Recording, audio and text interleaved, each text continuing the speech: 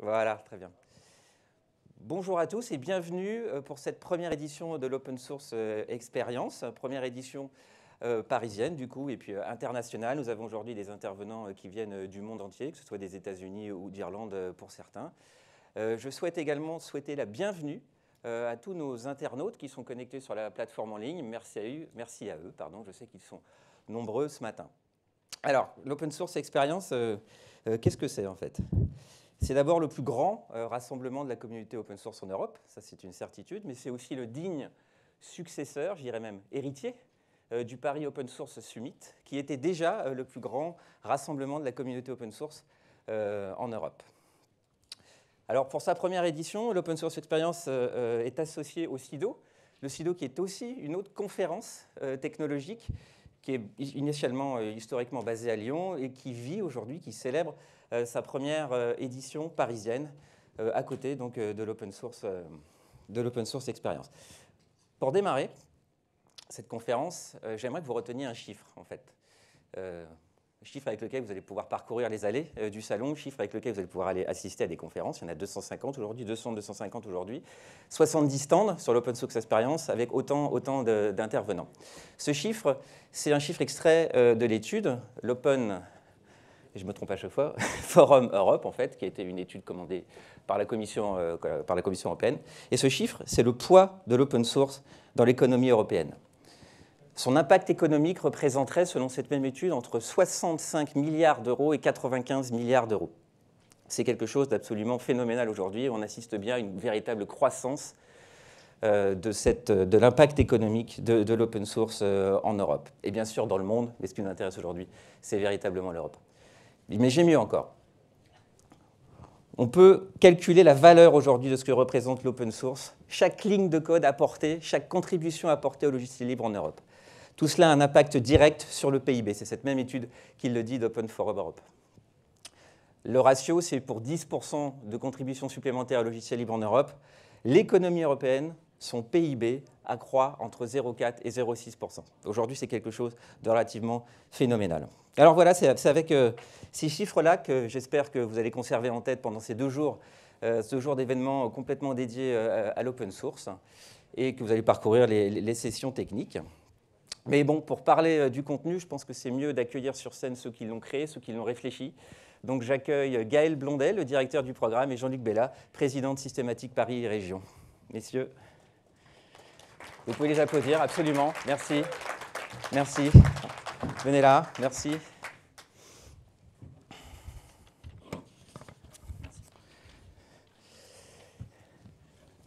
Alors vous avez assisté depuis de longues années à l'évolution de l'open source, suite à d'abord dans votre situation professionnelle évidemment, et puis en organisant différents événements. Aujourd'hui, dans quel contexte se situe ce nouvel Open Source Experience, Jean-Luc ? Bonjour à tous. Alors avant de répondre à la question, je voudrais vraiment partager avec vous ma joie du fait qu'on se retrouve en fait ici, puisqu'on n'a pas fait de session l'an dernier. Et donc je vois qu'il y a déjà du monde. On se retrouve dans un nouveau format avec un nouveau partenaire. Et donc voilà, c'est une belle énergie. Donc maintenant je viens à la réponse à la question. Il y a une dizaine d'années, on disait déjà que l'open source c'était en fait un espace d'innovation, d'accélération de l'innovation important. On disait déjà que les transformations du cloud se feraient avec les acteurs de l'open source.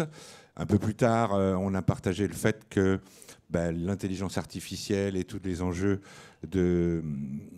cognitifs seraient menés aussi dans la communauté de l'open source.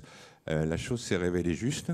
Et aujourd'hui, on est dans un tempo encore particulier où, je peux utiliser ce terme, on a une cloudification de tout, des services et des industries, très intense, avec des enjeux très forts aussi de contrôle de ces industries et des services, puisqu'il y a des situations de monopole très, très, très fortes. Et donc, il faut que la communauté de l'open source soit très active dans ce segment-là. Il y a vraiment des énormes transformations. avec la 5G, avec la 6G, avec ce qu'on appelle le edge computing, qui va porter beaucoup d'intelligence près des usagers, près des objets. Et il n'y a pas un segment des industries et des services qui ne vont pas être transformés par rapport à ça. Donc il faut vraiment s'impliquer. Et au-delà des enjeux technologiques et on va dire de l'ambition qu'on a autour de l'open source, il y a vraiment un enjeu de souveraineté de nos industries et des services. C'est pour ça qu'on veut aussi, à travers cet événement, mettre ça en visibilité pour que collectivement, les gens partagent encore plus vite, pas simplement des technologies, mais aussi des valeurs et puis des ambitions. Donc voilà, on est très content de se retrouver pour toutes ces raisons. Alors la souveraineté, on va en reparler, évidemment, ça vous vous doutez bien que c'est un gros sujet en ce moment, qui est un sujet de l'open source, qui est un sujet également du numérique au sens général du terme. Nous allons avoir monsieur le député Philippe Latombe tout à l'heure qui nous en parlera bien mieux encore. Gaël, quant à vous, quel est votre sentiment sur cette open source expérience et la façon dont le contexte en fait, de l'open source expérience en termes d'open source? Oui, donc comme Jean-Luc, je dirais c'est vraiment super de se retrouver ici et d'avoir du monde dans la salle, d'avoir beaucoup d'exposants, etc. Donc ça fait quand même longtemps, hein. 2019 la dernière. Mais bon, ceci étant dit, je pense qu'on a vraiment un moment open source en Europe spécifiquement. Alors on parlait de la souveraineté et je pense que c'est un petit peu lié, mais dans les cercles qui suivent ça d'un peu plus près, je pense qu'il y a eu la stratégie open source de la Commission européenne. Ça, c'était mi-2020. Ensuite, il y a eu le rapport Botorel, avant le rapport Latombe, où on commençait à parler aussi d'open source. Quelque chose qui est peut-être passé un peu plus sous les radars, mais qui est important aussi, c'est aujourd'hui le rôle que prend le logiciel libre dans le nouveau plan national pour la science ouverte, avec l'idée, je pense que peut-être on en parlera tout à l'heure, mais avec l'idée que l'open source est aussi une façon spécifique de publier les logiciels issus de la recherche. Plus globalement, il y a des sujets autour de l'open source et autour de la supply chain logicielle. Et c'est aussi des sujets importants. Il y a quand même Joe Biden qui a fait un executive order dans lequel il cite l'open source spécifiquement, etc. Et je vois Saïd, je pense qu'il en parlera. Voilà, on a aussi d'autres initiatives qui parlent d'open source. Moi, j'ai hâte de voir ce que les représentants de GaiaX vont nous raconter sur le sujet pendant les 2 jours, parce qu'ils sont là, ils sont là aussi. Voilà, c'est un petit peu tout ce mix, cette mayonnaise qui commence à monter, quoi. Très bien, Gaël, vous avez la parole justement. Alors, vous êtes le directeur du programme de cette Open Source Experience 2021. Comment avez-vous traduit toutes ces grandes tendances liées à l'open source dans le programme de cette édition? Alors le programme, cette année, on a eu une approche pour construire le programme qui était un petit peu différente. On a beaucoup misé sur le CFP, donc on a reçu beaucoup de propositions. Donc je voudrais quand même dire merci aux gens du comité de programme, parce qu'ils ont fait un travail remarquable d'évaluation de toutes ces propositions. Et alors bien sûr, le programme, il est un peu plus resserré que dans les conférences précédentes, donc il y a forcément des déceptions. Mais on a deux grandes thématiques. Il y a les thématiques techniques, sur lesquelles aujourd'hui on a le cloud, l'embarqué, l'intelligence artificielle, la robotique, la cybersécurité. Aujourd'hui, on peut dire que sur ces thématiques techniques, tous les sujets sont abordés par l'open source. On ne peut pas dire que ce soit des moindres en plus comme sujet en ce moment. C'est vraiment très clé. Tout à fait. Après, on a aussi pas mal de conférences dans le programme sur les éditeurs open source français, etc. Je pense qu'on a des sujets comme la messagerie, par exemple, qui sont aussi bien représentés dans le programme. Donc, voilà, beaucoup de sujets, beaucoup de choses à voir. Je parlais tout à l'heure de supply chain logicielle. Il y a une table ronde tout à l'heure que je vous invite aussi à aller voir sur ce sujet-là. On a une plénière cet après-midi autour de la souveraineté. On a demain une plénière autour du Green IT. Et donc, c'est vraiment des sujets importants. Et on voit que l'open source aborde aussi ces sujets importants. Voilà, ces sujets clés.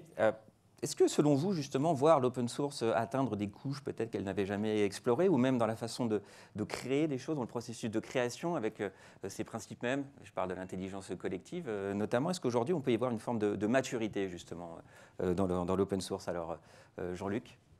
La maturité, elle est là, puisqu'en fait, l'open source est partout, quelle que soit la taille des entreprises qui y contribuent. Toutes les transformations industrielles et des services qui sont accélérés ces dernières années sont basés sur l'open source. Même des secteurs, donc moi je suis dans les télécoms, même des cœurs de réseau qui étaient avec des logiciels fermés, si je puis dire, il y a 10 ans, aujourd'hui c'est de l'open source. Et c'est de l'open source pour les raisons qu'on a dites en introduction. C'est parce que par construction, c'est un accélérateur d'innovation. Par construction, les éléments sont ouverts, on va dire, même si on peut débattre beaucoup de l'ouverture, mais les éléments sont ouverts, donc ils permettent de construire autour de ça. Et puis, un peu comme le protocole IP, il vient interagir d'une manière horizontale avec un grand nombre d'autres services. Et donc, on est dans une époque où l'interaction entre les différents services, l'utilisation des données d'un service à l'autre donne de la valeur. Donc il faut qu'il y ait des outils de partage, et tous les outils de l'open source en font partie. Donc ça, c'est plus que la maturité. En fait, les choses vont se construire autour de ça. Gaël, vous avez certainement assisté aussi à une montée en puissance de cette prise en main de l'open source par les entreprises, je pense notamment en termes de gouvernance. Est-ce que c'est quelque chose aujourd'hui que vous ressentez véritablement ? Alors c'était aussi une des surprises ou un des points marquants du CFP, c'est qu'on a eu près de la moitié des propositions qui étaient autour de problématiques de gouvernance, de stratégie open source, etc. Et je pense que depuis toujours, et ça le reste encore, ce sujet est vraiment au cœur de ce type de conférence. Donc aujourd'hui, il y a aussi un terme qu'on entend de plus en plus pour revenir à ce moment open source, c'est le terme d'OSPO, d'Open Source Program Office. Et je pense qu'il y a de plus en plus d'entreprises qui en viennent au niveau de maturité, justement, où elles définissent une équipe spécifique dont le rôle est d'assurer un petit peu la communication et l'interaction avec les communautés open source au sens large, et puis aussi s'assurer que les bonnes pratiques de l'open source infusent au sein de l'entreprise, en fait. D'accord. Dernière question, je vous demanderai d'être assez bref, s'il vous plaît. Aujourd'hui, à quoi se confronte véritablement l'open source et quels sont les enjeux principaux? Alors Jean-Luc, peut-être. Il y a des enjeux. Enfin, faut grandir, faut interagir, faut effectivement, interagir avec les grands groupes d'une manière un peu plus forte, et que toutes ces communautés échangent fortement. Les autres enjeux sont aussi des enjeux en fait de ce qu'on veut faire en fait avec ces technologies, des enjeux de souveraineté. Il ne faut pas être dans des schémas qui soient pas être sorti du fermé pour entrer dans un autre fermé de situation de monopole. Et ça, la communauté de l'open source, je pense, prend ça vraiment en main. Voilà. Et après, comme toutes les nouvelles technologies, il y a des règles qui sont importantes, qui sont autour de ça, qui ne sont pas forcément écrites comme ça, mais qui sont clés dans le futur, qui sont qu'est-ce qu'on fait avec ça, quelle éthique, etc. Donc ça aussi, ça fait partie, mais c'est un peu natif, on va dire, dans la communauté open source, donc je suis assez confiant. Oui, il y a des questions de fond en plus. Oui. Gaël, un sentiment sur ce sujet également? Donc court. Oui, moi, je pense qu'un des risques pour l'open source, c'est ça peut être de croire que c'est trop facile. Et du coup, je pense qu'il y a malgré tout croire qu'il suffit de poster son code sur GitHub ou GitLab pour avoir fait de l'open source. Je pense que c'est un peu plus compliqué que ça. Il y a une vraie démarche de gestion de la propriété intellectuelle. Et donc, on en revient sur les sujets gouvernance, compliance, etc. Je pense que, on l'a dit, l'open source en termes d'indépendance technologique, c'est quelque chose qui est important. Mais ça demande aussi d'avoir des gens formés. C'est-à-dire que... et je crois que tous ceux qui sont ici dans des entreprises, ils ont du mal à recruter des gens qui font de l'open source. Et pour finir, je dirais que l'open source, c'est l'opportunité de collaborer au-delà de schémas qu'on connaît aujourd'hui. Et je pense que c'est vraiment ça la prochaine étape, c'est d'arriver à vraiment créer des consortiums autour de pratiques open source qui permettent aux entreprises européennes, petites, grandes, de collaborer ensemble pour projeter nos technologies en Europe, mais aussi au-delà. D'accord, donc une prospection encore plus large et surtout un besoin de compétences et de talents qu'on doit aujourd'hui pouvoir fédérer au sein même de cette communauté, même si elle est de plus en plus grande. Merci à vous deux. Jean-Luc, un dernier mot peut-être pour... few words in English, because we are giving this introduction in French, because we are in Paris. But I would like really give a big thank you for all speakers today that they will attend the different program coming from the different cities around the world, because open source by construction, it's really an international trend. And so it's just also to raise the point that the open source experience wants really to gather all the contribution all around the world. And so we are really happy to have you here in this room, specifically in this pandemic time, because it's not easy to travel, whatever your countries. So we really appreciate this. So welcome here. Yes, and just about the program in English. So, very quickly, please. Very quickly. There was a small bug, but in the printed program, you can see on every talk that will be in English, there is a small flag. And so we made sure we have something like more than 20% of the program that will be in English. So for every slot, you should have the choice between several talks in English, hopefully. OK, merci, thank you. Monsieur. Je vous invite à rejoindre votre place. Merci beaucoup. Merci. Alors, vous avez compris, on a parlé d'intelligence collective. On a également mentionné tout ce qui concernait la façon dont évoluait l'open source en Europe. Et on a surtout mentionné un nom très très fort en ce moment, qui est celui de la souveraineté. Alors la souveraineté, c'est justement le thème phare de notre prochain intervenant. À vrai dire, c'est même le sujet principal d'un rapport qui a été remis en mars ou mai dernier à l'Assemblée nationale. Ce rapport, c'est bâtir et promouvoir une souveraineté numérique nationale et européenne. Voilà, donc j'accueille monsieur le député de Vendée, Philippe Latombe. Alors, je vais faire un peu de logistique. Monsieur le député, installez-vous. Oui, on va s'asseoir, Merci d'être parmi nous ce matin. Alors, comme je le disais, en fait, ce rapport est dans tous les esprits, aussi parce que, en fait, il accorde une place au logiciel libre, qui est un peu inhabituel, alors qui va beaucoup plus loin que ce qu'on a pu voir en termes de politique jusqu'alors. Et surtout, j'aimerais insister sur un contexte aujourd'hui en matière de souveraineté, et à mon avis, c'est quelque chose de très très fort. On assiste à une dichotomie qui est extrêmement prononcée, en fait, une volonté très forte de souveraineté, mais avec un recours quasi systématique en fait à des solutions qui ne sont pas qui sont non européennes en fait. Donc merci d'être là. Est-ce que vous pouvez nous parler un petit peu de votre rapport et surtout quel est l'attrait par rapport à cette souveraineté? Alors le rapport il est né d'un constat assez simple qui était au début de la pandémie, où il a fallu que le Parlement continue à fonctionner, et la meilleure façon de fonctionner et de tenir des réunions à distance, c'était de faire des réunions avec Zoom. Pour l'Assemblée nationale, faire des auditions avec des ministres sur des sujets qui peuvent être aussi importants que ceux de la pandémie et de la relance et de toute la partie crise économique qui arrivait, le faire sous Zoom, ça nous a tous inquiétés. Donc on a travaillé beaucoup, on est quelques parlementaires à s'être inquiétés de ce sujet-là, et le président de l'Assemblée a demandé à ce que je puisse conduire un rapport sur ce sujet-là.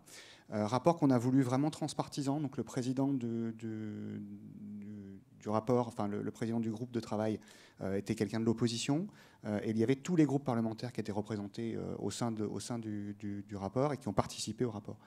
L'idée était vraiment de voir comment est-ce qu'on pouvait bâtir une souveraineté, et pas simplement l'avoir au niveau national, mais l'avoir au niveau européen. Aussi dans l'esprit de se dire que la France allait prendre la présidence de l'Union européenne à partir de janvier, et que donc il y avait peut-être des sujets que nous avions en interne que nous pouvions porter au niveau européen, et au contraire des sujets européens qu'on pouvait intégrer en Europe, intégrer en France, en se disant qu'ils étaient précurseurs de quelque chose qu'on pouvait faire ici. D'où le rapport qui n'est pas un rapport. Par exemple, on parle du logiciel libre. Eric faisait partie de la mission et du rapport. Il n'était pas question pour nous de refaire le rapport d'Eric. Alors Eric, vous pouvez peut-être... Éric Boterel, pardon. Voilà, oui, Donc, préciser. du rapport Boterel. Il n'était pas question de refaire le travail qu'avait fait Éric. Il était au contraire intéressant de voir ce qui, dans le rapport d'Éric Boterel, n'était pas encore mis en place et comment est-ce qu'on pouvait soit le mettre en place, soit aller plus loin. Et d'où la proposition qu'on a faite sur le logiciel libre en disant l'État doit, par priorité, utiliser du logiciel libre et par défaut et sur justificatif, expliquer pourquoi il n'y recourt pas. Et ça, c'est quelque chose où on s'est dit, on a bien vu que le rapport promouvait le logiciel libre, mais ce n'est pas suffisant, donc il faut qu'on arrive à une forme de contrainte. Ouais. La seule contrainte que l'État peut comprendre, c'est la contrainte normative, la contrainte légale, ce qui est le rôle du Parlement. Voilà, alors justement, vous pointez du doigt la commande publique assez fortement. D'ailleurs, je vais citer exactement la proposition concernant le logiciel libre, c'est imposer au sein de l'administration le recours systématique au logiciel libre en faisant de l'utilisation de solutions propriétaires une exception. Voilà, c'est ce mot exception qui est très, très, très fort. Alors, pour être un petit peu plus précis, justement, pour vous, quels sont les points de défaillance aujourd'hui qui sont liés à cette commande publique ? Alors, on a fait un énorme travail sur la commande publique. Et ce qui fait plaisir, c'est que le président de la République l'a intégré en partie dans sa réflexion sur 2030. Ce n'est pas simplement un changement uniquement que politique. Ce n'est pas simplement qu'une question politique. Il y a une question politique, une question de volonté de la part des pouvoirs publics de décider de passer des marchés publics de façon plus simple. Il y a surtout une nécessité de changer le mode de fonctionnement de passation des marchés publics. Il faut revenir au début. C'est qu'est-ce qu'aujourd'hui un ministère ? Je prends un ministère, mais c'est valable aussi pour toutes les collectivités territoriales. Et je pense qu'il y a un champ pour le logiciel libre et un marché énorme au sein des collectivités qui sont un peu en retard aujourd'hui par rapport à l'État sur ce sujet-là. Elles n'ont pas encore forcément lancé la totalité de la digitalisation. Donc pour ceux qui seraient intéressés, allez voir les collectivités. Il y a des choses à faire et en plus elles ont reçu des fonds pour se digitaliser. Donc il y a de l'argent en ce moment. Le principe, c'est de se dire un ministère ne sait pas forcément aujourd'hui faire l'expression de ses besoins. Et comme il ne sait pas faire l'expression de ses besoins, il a tendance à se dire je vais recourir à un cabinet qui va m'accompagner dans la réflexion d'expression de mes besoins. Alors aujourd'hui, c'est quand même quelque chose qui se pratique depuis des années. Ah Alors, oui, pas uniquement dans l'administration publique, hein, on est d'accord. C'est parti du privé voilà, de façon assez simple, et le public ayant tendance à copier le privé à un moment, s'en est emparé et fait exactement cela. Mais le fait d'avoir recours à un cabinet pour faire de l'expression des besoins montre bien qu'il y a une défaillance, en tout cas, pas suffisamment de compétences en interne pour pouvoir le faire tout seul. Et les cabinets ont plutôt pris la main. C'est-à-dire qu'avant, ils étaient là pour accompagner. Maintenant, ils ont pris la main. Et quasiment, c'est eux qui font l'expression des besoins à la place du ministère. Et quand on a fait l'expression des besoins et que le cabinet connaît bien aussi des solutions qui sont des solutions de type américaine, assez simples à déployer, rapides, parce que l'administration, en plus, veut des choses rapides, le cabinet a plutôt tendance à dire écoutez, il y a des choses qu'on a labellisées à l'UGAP qui sont faciles à utiliser. C'est ce qui s'est passé par exemple avec le HDH, on pourra peut-être y revenir, oui. Le Health Data Hub, les données de santé. Oui. Il y a une solution qui s'appelle Microsoft, avec un cloud et des logiciels. Vous prenez le package complet, vous n'avez plus qu'à l'implémenter sur vos machines et c'est terminé. Ensuite, vous n'avez plus qu'à apprendre, traiter et faire ce que vous avez à faire en termes d'utilisation de données, mais tout est fait, c'est simple. Donc ces cabinets ont tendance à pousser plutôt à cette consommation-là. Le gros avantage aussi pour l'administration, c'est qu'il n'y a qu'un seul contrat, quasiment. C'est qu'ils prennent un intégrateur, ils pressent un contrat, une seule tête, deux oreilles, et c'est à l'intégrateur ensuite de faire le boulot. Mais généralement, il utilise des solutions qui sont totalement intégrées. Donc prête à l'étagère d'ailleurs. Oui, c'est ce qu'on appelle l'achat sur étagère. Oui. C'est l'UGAP, le principe, c'est l'achat sur étagère. Là où l'open source, là où le logiciel libre... C'est ma question suivante, absolument. La force du logiciel libre. C'est que ça remet à plat l'intégralité du système. C'est que ça nécessite de réfléchir. Ça nécessite de faire l'architecture de son système d'information, de se dire qu'est-ce que je n'ai pas, qu'est-ce que j'ai, qu'est-ce que je peux faire, qu'est-ce que je ne sais pas faire, qu'est-ce qui n'existe pas aujourd'hui, qui nécessiterait des développements très longs, et quel est mon timing à moi. Est-ce que j'en ai besoin pour dans 6 mois ou dans 1 an? Ce n'est pas la même chose. Est-ce que je suis en capacité de prendre une solution à un moment, en me disant qu'en interne, je vais développer quelque chose qui va arriver au même niveau, et donc je vais pouvoir faire une réversibilité. Là encore, je reprends l'exemple du HDH. On avait dit au Health Data Hub, on avait dit c'est Microsoft parce qu'il n'y a pas mieux. Mais dès qu'on aura trouvé une solution ailleurs, on basculera. On se rend compte quand on pose la question au HDH et à la DINUM et à l'ANSSI que les exercices de réversibilité n'ont pas été faits. Et donc aujourd'hui, on devient captif. Ce n'est pas de la méchanceté de la part de l'administration, c'est de la facilité au départ. Et une fois qu'on est rentré dans le système, c'est très difficile de changer. Donc l'open source, le logiciel libre, permet de se mettre à réfléchir. Et j'essaie de le dire comme ça, c'est aussi de une capacité à se donner du temps long dans un moment court. C'est quand on commence à réfléchir à son architecture, quand on commence à réfléchir à ce dont on a besoin, on est déjà en train de penser aux éventuelles évolutions futures dont on pourrait avoir besoin. Et donc cette réflexion, cette capacité réflexive, elle est très importante. Donc c'est pour ça qu'il faudrait qu'on, et vous l'avez dit, ça a été dit tout à l'heure, on a un problème de talent en nombre. On a un problème de talent en nombre. La montée en compétences est très, très forte. Pour l'ensemble des entreprises privées, mais aussi du public. Pourquoi ? Parce qu'en plus, les rémunérations dans le public sont totalement décorrélées de ce qu'est le marché. Et donc, on voit qu'il y a une perte de compétences de la part des ministères. Et j'espère que Amélie de Montchalin, quand elle viendra demain, je crois, vous voir, vous dira que... Et ça, par contre, elle le dit, elle va réévaluer les grilles. Mais réévaluer les grilles, ça prend du temps. Mais il faudra qu'on ait des talents au sein des ministères si on veut pouvoir avoir cette capacité réflexive. Oui, alors justement, j'en profite. La ministre viendra demain à 17h, 17h15, 17h30 pour présenter un programme, un plan dédié au logiciel libre. Monsieur Latombe, en fait, je voulais savoir également si on a compris que l'open source impliquait de repositionner, alors je dirais l'église au milieu du village en matière de besoins informatiques, de besoins numériques purs et durs. Est-ce qu'aujourd'hui, on a aussi besoin que l'écosystème, que les acteurs même de l'open source ajustent un peu la façon dont ils se présentent aujourd'hui sur le marché, la façon dont ils conçoivent les offres? Oui, évidemment, pour plusieurs raisons. La première, c'est que ce que j'ai dit tout à l'heure, et même s'il y a un changement qui pourrait être annoncé ou qui pourrait se faire dans les quelques mois et années qui viennent, ça ne se fera pas d'un seul coup, d'un seul. Donc ça veut dire qu'il restera encore des gros appels d'offres. Pas d'appels d'offres comme on peut le proposer, des appels d'offres qui soient divisés, qui soient allotis et qui permettent à des petites entreprises d'y répondre plus facilement. Donc on va rester quand même sur des gros appels d'offres. Donc la seule façon de répondre à des gros appels d'offres, quand on est des petits éditeurs, quand on est des... C'est pas méchant quand je dis petits, mais des éditeurs qui n'ont pas la taille de ceux qu'on connaît, qui sont américains. Oui. L'échelle également. Oui, on a un problème d'échelle. Il va falloir que l'ensemble de l'écosystème apprenne... Ce que je dis en disant chasser en meute, c'est quelque chose qui est utilisé depuis les années 80 par les PME allemandes. C'est qu'elles ont l'habitude de répondre à des marchés, PME allemandes, elles s'associent entre elles, sans se manger. C'est-à-dire qu'elles sont en coopération et elles répondent à l'appel d'offres avec leurs spécificités et leurs capacités et leurs qualités propres. Et elles font ça pour pouvoir gagner le marché. Et je pense que c'est exactement comme ça qu'il faudra le faire, c'est-à-dire qu'il faudra que l'ensemble des éditeurs qui ont des spécificités puissent associer leurs propres briques. Ouais. Et le gros avantage du logiciel libre, c'est justement la capacité à pouvoir associer ces briques de façon technologique. Capacité d'intégration. Ben oui, c'est le principe même du logiciel libre, c'est qu'on a une interaction, une intégration beaucoup plus facile, et qu'en plus, on a des possibilités de réversibilité. Bon. Et puis, ça permet aussi ensuite de dire, ben voilà, on a répondu à votre appel d'offres maintenant, mais sachez que l'évolution que l'on perçoit, nous, dans l'avenir, de cette brique technologique, c'est ça. On est en train de travailler dessus. Est-ce que ça vous intéresse qu'on travaille avec vous parce que vous en aurez peut-être besoin? Et donc, il y a une capacité ensuite à accompagner les acteurs publics dans leur réflexion. Et plus on va les accompagner dans leur réflexion, plus ils feront confiance aux logiciels libres, aux éditeurs et aux personnes avec qui ils travaillent déjà. Mmh. Donc, il y a un double effet. Il y a l'effet de répondre tout de suite à un appel d'offres en s'agrégeant. Par contre, ne vous mangez pas. Parce que ça, c'est un truc qui est difficile. Aujourd'hui, les pouvoirs publics n'ont pas forcément envie d'avoir en face d'eux des acteurs qui sont en train de se dévorer. Ça leur fait peur. Ils ne comprennent pas. Donc, si vous travaillez comme ça, travaillez en coopération.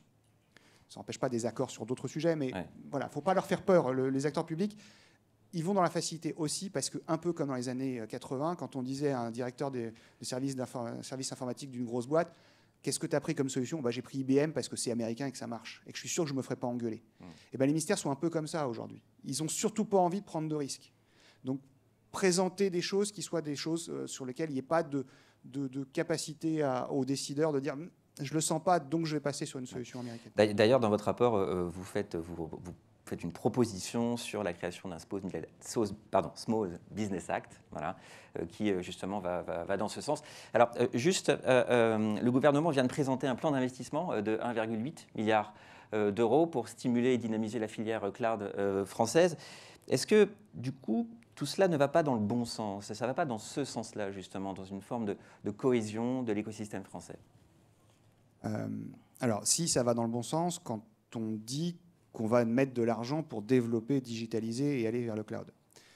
Là où moi je suis un peu plus dubitatif, je vais voir le verre à moitié plein et à moitié vide. Verre à moitié plein, il y a les fonds, il y a une envie d'aller vers la digitalisation, d'aider, donc là-dessus c'est très bien. Et en plus en promouvant au passage, parce que ce qui a été fait la semaine dernière, en promouvant un acteur français. C'est la première, c'est plutôt une bonne idée.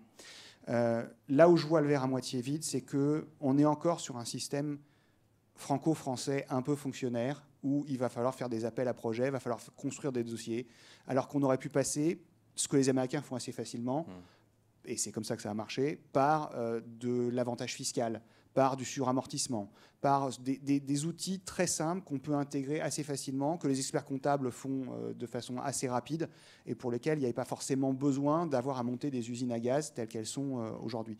C'est encore ça un peu le regret que je peux avoir. Ensuite, ma crainte, mais je le dis et je l'ai déjà dit à La Rochelle et ailleurs, ma crainte c'est qu'on soit passé du cloud souverain au cloud de confiance et que là aujourd'hui, parce qu'on va libérer des fonds, n'importe qui puisse aller voir n'importe quel clouder, y compris les hyperscalers américains, et que ça va rentrer dans le programme.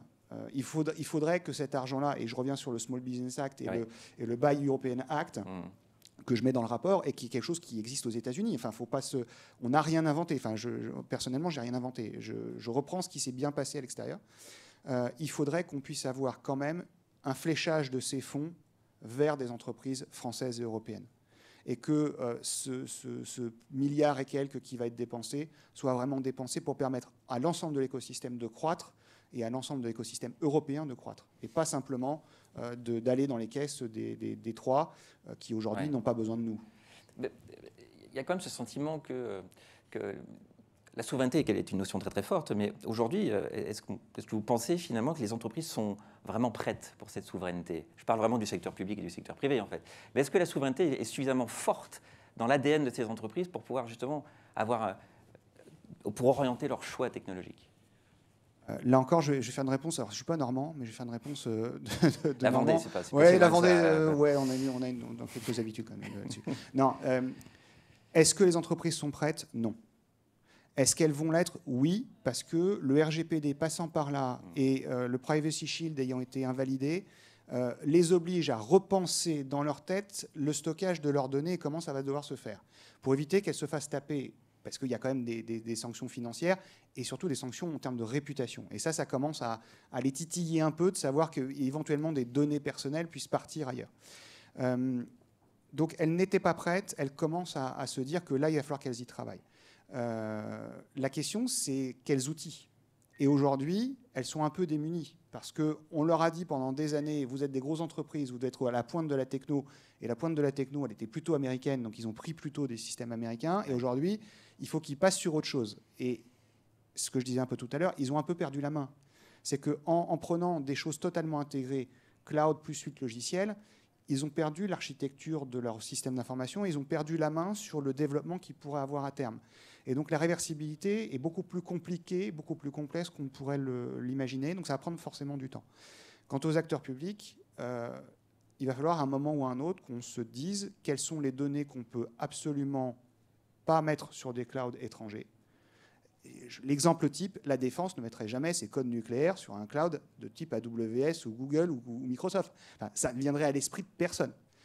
La question se pose par exemple sur les données de santé. Oui. Pourquoi le HDH a fait ce choix-là de le mettre chez Microsoft alors que d'autres entrepôts de données de santé qui existent par-delà la France, je pense à celui de l'Ouest parce que je le connais très bien, le West Data Hub, ou celui de la PHP, qui est en plus basé en grande partie sur du logiciel libre, fonctionne très bien, ont de très bons résultats et n'ont pas fait ces choix-là. Ouais. Alors l'argument du choix de Microsoft Azure pour héberger le Health Data Hub, c'est justement la rapidité d'exécution et la rapidité de mise en place avec un champ fonctionnel global qui est couvert aujourd'hui. C'est le gros avantage des GAFAM. Enfin, faut qu'on soit très clair. Ils ont des solutions qui sont souples, facilement implémentables et qui, en plus, au départ, ne sont pas trop chères. Ensuite, ils augmentent les tarifs, ça c'est un autre problème. Mais le départ, c'est qu'ils sont très rapides. Or, l'administration a besoin d'aller vite. Elle a besoin de se digitaliser vite. Mais elle se digitalise vite sans, du coup, se poser la question de, à terme, ce dont elle a vraiment besoin. Ce que j'essaie de dire dans une tribune du week-end dernier, c'est est-ce qu'on a besoin d'une Ferrari Testarossa quand conduire une bonne vieille Dodush, ça marche et ça suffit. Est-ce que j'ai besoin d'avoir un moteur atmosphérique V6 qui consomme tout ce qu'il peut, alors que juste pour faire le trajet dont j'ai besoin et avec le temps qui m'est imparti, j'ai besoin d'une autre voiture. Électrique.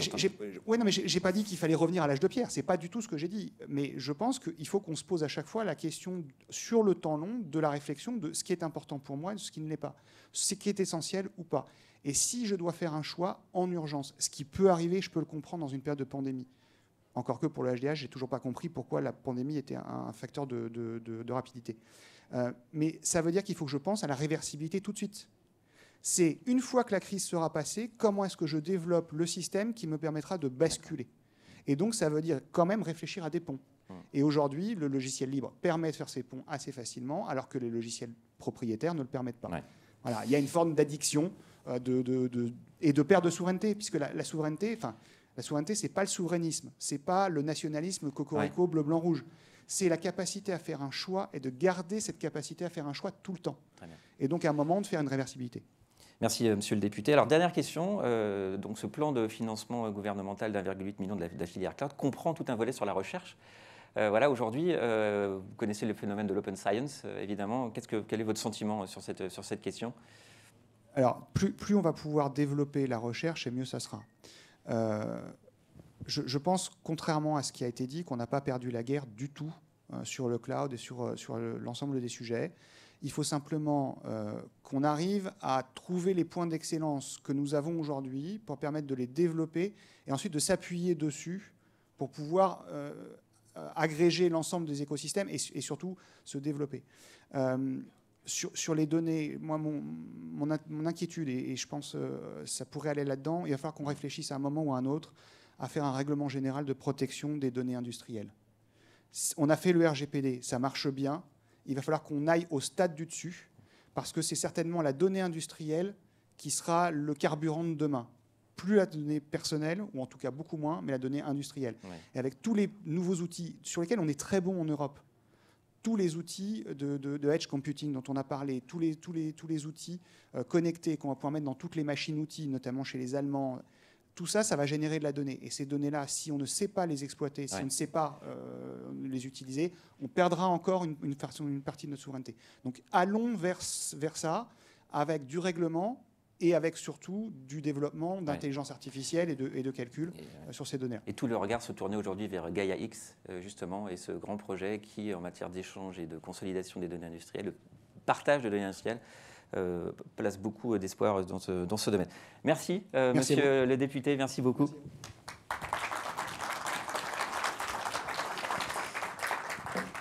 Merci. Je remets les chaises, pardon. Voilà. On vient de parler de recherche, vous avez compris. Sur le thème de la recherche et justement de l'innovation, aujourd'hui, ce sont des briques véritablement technologiques et qui sont extrêmement liées à la notion de souveraineté, mais également à la question de comment asseoir un socle technologique, comment asseoir une infrastructure numérique aujourd'hui qui soit performante et surtout extrêmement résiliente. Pour vous parler de tout cela, j'accueille François Cuny, qui est le directeur général délégué à l'innovation de l'INRIA. Vous voulez utiliser le pupitre ? Bonjour à tous, merci Cyril, monsieur le député, messieurs les présidents, Gaël, cher Jean-Luc, chers collègues, mesdames et messieurs. Je suis vraiment extrêmement heureux d'être là aujourd'hui. Donc, je m'appelle François Cuny, vous disiez Cyril, je suis directeur général délégué à l'innovation pour INRIA. INRIA, c'est cet Institut national des sciences du numérique. Entendez par là l'institut de recherche dans le logiciel et dans les mathématiques appliquées. Pour vous donner juste un ordre de grandeur pour ceux qui ne visualisent pas totalement INRIA, je me demande si je ne vais pas prendre un micro et venir devant. Parce que... Normalement, ils sont allumés. Super, voilà. C'est parfait.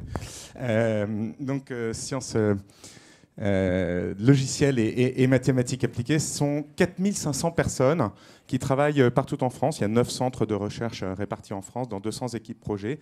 Et c'est le lien avec l'Open Source Experience qui produisent chaque année une centaine de logiciels dont une grande partie sont publiés en open source.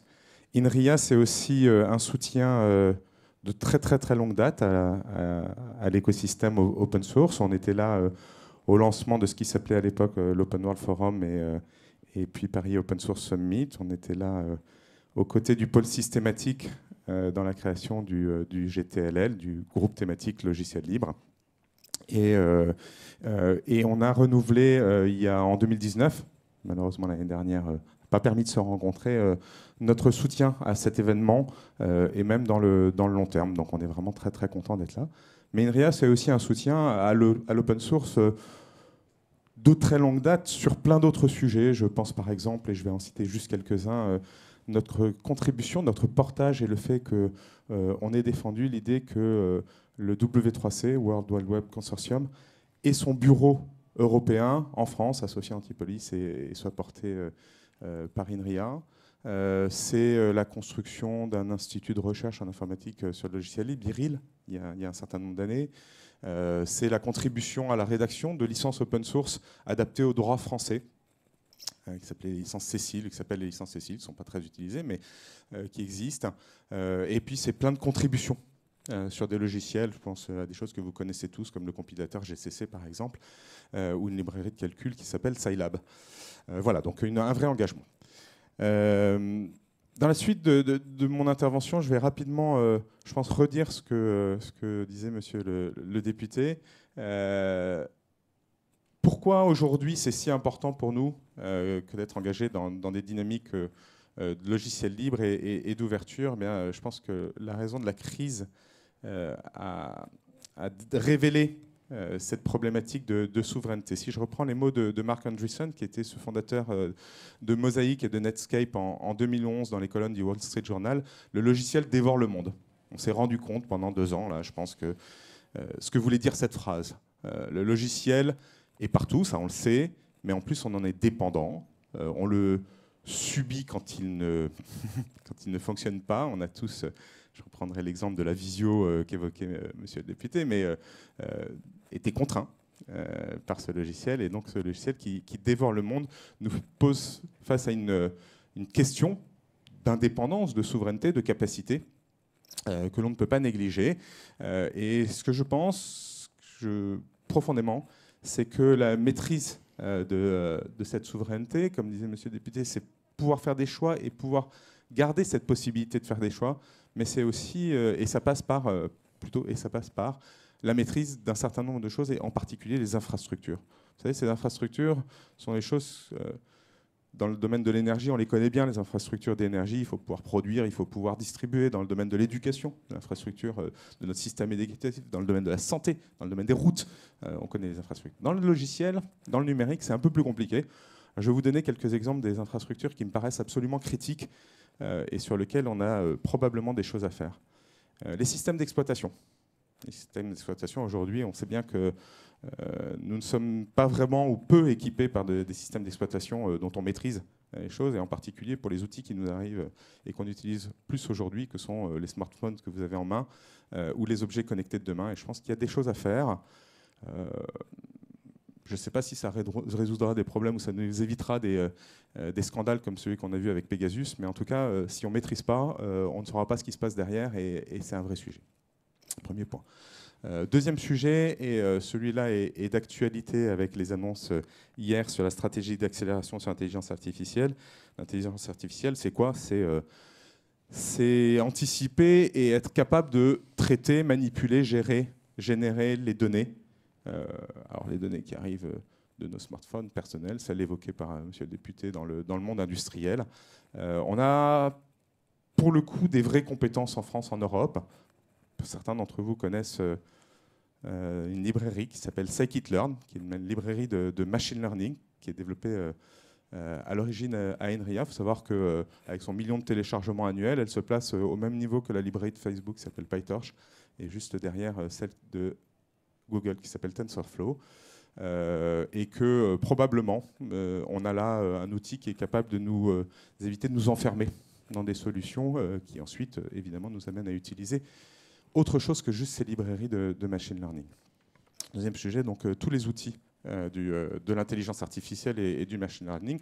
Puis deux derniers, le cloud, on l'a évoqué juste avant, les solutions, on a plutôt eu un constat d'échec en France, en Europe, avec les quelques initiatives de cloud souverain. Il y a une initiative européenne actuellement qui s'appelle donc Gaia-X et dont vous entendrez beaucoup parler. INRIA a rejoint de façon assez volontaire cette initiative pour essayer de défendre cette idée qu'on peut avoir des solutions qui n'enferment pas, qui restent ouvertes. Et on va voir comment ça peut se faire, parce que les tensions ne sont pas obligatoirement évidentes, mais ça me paraît un sujet extrêmement important.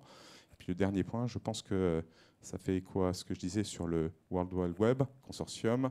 C'est les standards ouverts du web, le web distribué, la capacité à avoir une pensée sur ce que sera le web du futur, avec probablement une meilleure maîtrise personnelle, industrielle, individuelle des données que l'on y partage. Et pour tout ça, je crois que c'est le lien avec ce qui se passe aujourd'hui. La capacité à rentrer dans ces infrastructures, à mettre en place ces infrastructures, elle passe en grande partie par des communautés autour du logiciel libre. Qu'est-ce que fait INRIA pour soutenir ça? Et je vais aller assez vite. On a trois outils qu'on a mis en place pour soutenir ça, dont vous entendrez d'ailleurs parler dans les stands. Le premier est en partie lié à notre activité scientifique et à ce qu'on évoquait qui est la science ouverte.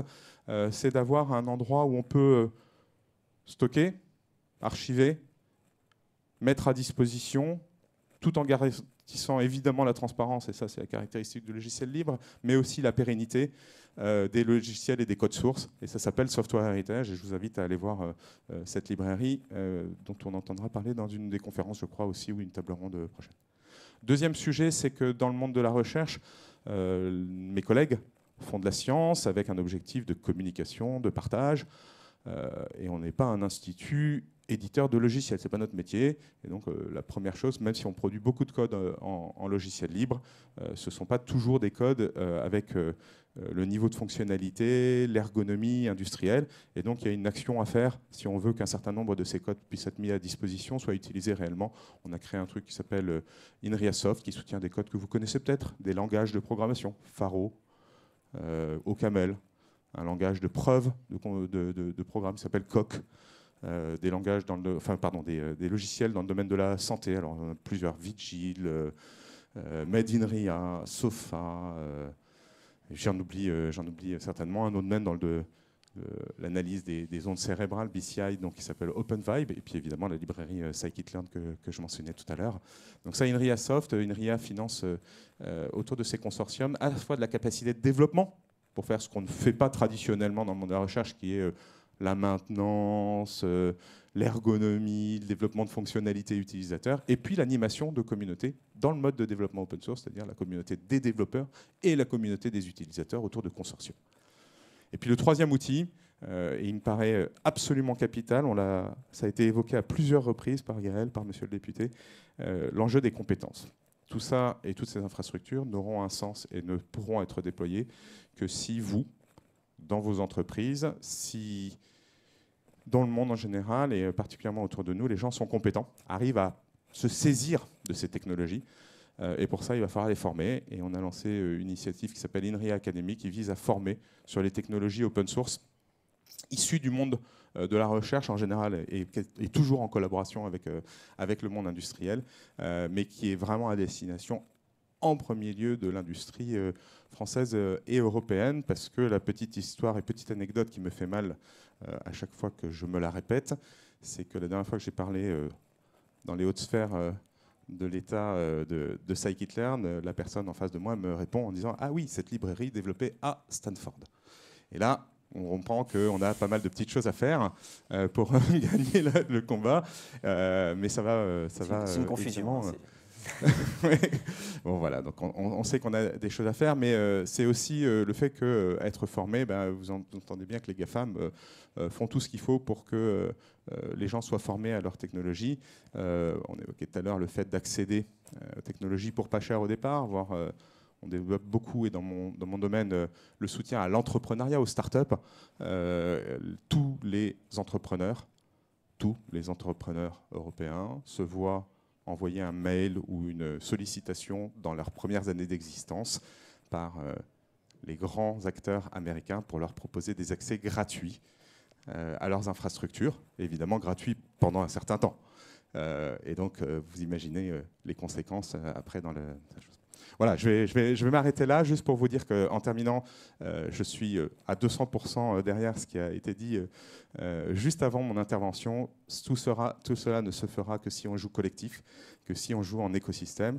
Et donc, à la fois pour soutenir ou pour venir exprimer vos besoins en termes d'archivage, de stockage dans la librairie Software Heritage. Si vous êtes intéressé par les consortiums open source dont vous entendrez parler dans les couloirs, ou si vous avez besoin de formation, on est évidemment à votre disposition. Venez nous voir, on est un outil au service de cette souveraineté numérique française et européenne que l'on appelle de nos voeux, et donc à votre service, parce que la souveraineté numérique, c'est avant tout l'impact économique local, national, européen, qui nous paraît un enjeu capital. Voilà, j'en ai terminé. Merci beaucoup. C'est un merveilleux mot de la fin. Merci. Merci François Cuny. Alors la transition est toute faite, finalement. On vient de voir l'importance de la recherche, évidemment, dans la création d'infrastructures numériques performantes, résilientes et surtout qui soient disponibles pour, à l'échelle d'un pays, à l'échelle d'une nation et à l'échelle d'un continent. C'est d'autant plus important parce que on a vu que la Covid-19 avait complètement bouleversé nos vies depuis au moins 2 ans. Et on a été témoin, en fait, peut-être sans le savoir, d'un phénomène d'open science.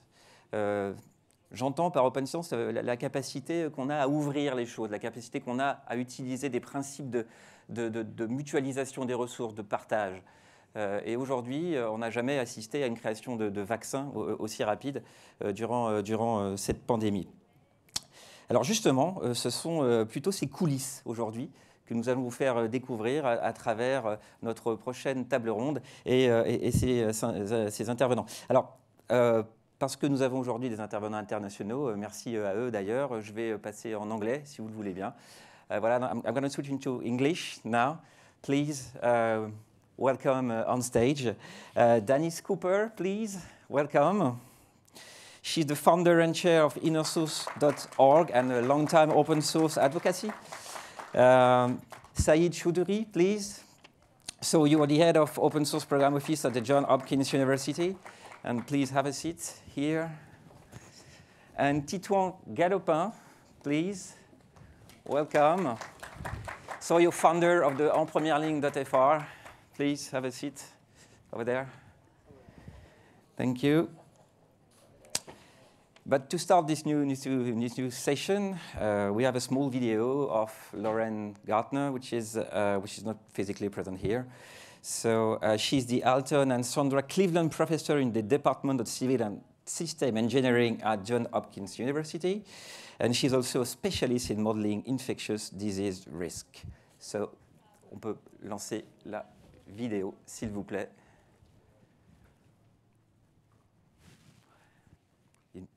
Petit delta de quelques secondes, pardon. Good morning. Thank you for the opportunity to be able to speak to you today. I regret not being able to be there in person. My name is Lauren Gardner, and I am the Alton and Sandra Cleveland Professor at Johns Hopkins University and faculty in the departments of Civil and Systems Engineering and Epidemiology. For the last 2 years, I've been leading the data collection and tracking efforts behind our JHU COVID-19 data tracker. Today, I want to talk to you about the genesis of this work and the motivation behind it, as well as its evolution and some of the lessons that we've learned along the way and challenges that we've faced. So just to make sure we're all on the same page, this is our JHU global map, in which we are collecting data on COVID-19 cases, deaths, and vaccinations for all locations that are officially reported in around the world. The data is collected at a varying spatial scale from the country level down to subnational and county level for the United States, which all in all is about 3,500 locations, which we collect each of these 3 variables on an hourly basis on a rolling 24/7 timeline. And this data is provided in multiple different map layers. On one hand, we have the cumulative cases that have been reported to date in each location, and more recently, a map of the activity in the latest 28 days so that we can get a better representation of the real-time risk. And then we also have multiple layers where we normalize this data by population so that we can continue to get a better understanding of the relative impact that COVID has had around the world. And then, of course, this data is visualized in this map, but also provided as an open data product in our GitHub repository, which I'll speak to. We started these efforts in January of 2020, and the motivation behind it at the time was twofold. So on one hand, I model emerging infectious diseases, and this is a very data poor field. However, data is critical for understanding things like where a new disease is likely to spread, what's driving that disease, and how many cases are actually present versus how many have been reported, and questions like these. And then on the other hand, I had a new PhD student in Shandong, shown here, who is from China and was very personally interested and concerned about the new cases of coronavirus that were being reported and discussed amongst his friends and family. And so together we decided to build out a dynamic data system that we would continually update on a daily basis and share publicly, as well as develop a map to go alongside it to visualize the data as we were collecting it and watch how the outbreak grew. And so we made this decision and actually implemented this overnight and shared the data the next day on January 21st. From the start, the founding philosophy underlying this effort has been open data and open science. It's been critical to us to be transparent about what we were doing and providing the information in an accessible format for anyone that wants access to it. And so to date, everything that we've collected and put up on the dashboard has been made publicly available and lives in our GitHub repo. And similarly, the map layers are actually provided as a feature ArcGIS service, and the data is all available for use under attribution license. I think that this is really critical because, of course, this was started as a public health effort to help inform decision-making and educate the public. So the initial architecture underlying these data collection efforts was very simple because it had to be. We were essentially manually collecting data from very non-traditional sources where any cases were being reported, as long as we could validate that data as coming from an official public health agency or government agency. And then this data was manually collected and pushed to initially a Google Sheets doc for open use, and then entered into our dashboard for visualization purposes. This was fine when there was a few hundred cases around China, but obviously did not scale. And in that first week since we started the effort, the interest in this work grew from hundreds to thousands to 1 million hits per day as it was being picked up by multiple news agencies and being reported as the outbreak was growing outside of China and being reported around the world. So we knew we needed to scale these efforts dramatically and quickly. We partnered with multiple amazing teammates working with us on this. One was Esri, who is the provider of the mapping tools and software that we were using for visualization. Another was the Johns Hopkins Applied Physics Lab, who helped us build out a more robust and automated data collection pipeline.